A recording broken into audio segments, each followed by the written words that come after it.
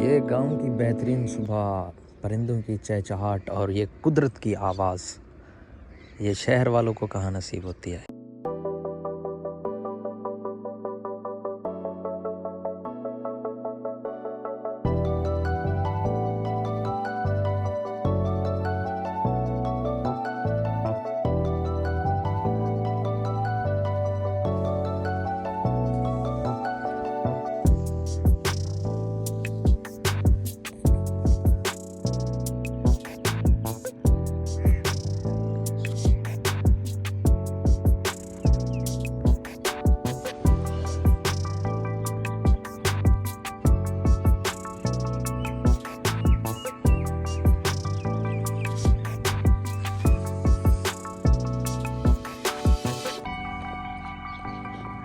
ये गाँव की बेहतरीन सुबह, परिंदों की चहचहाट और ये कुदरत की आवाज़, ये शहर वालों को कहाँ नसीब होती है। ये सब होता है देहात में।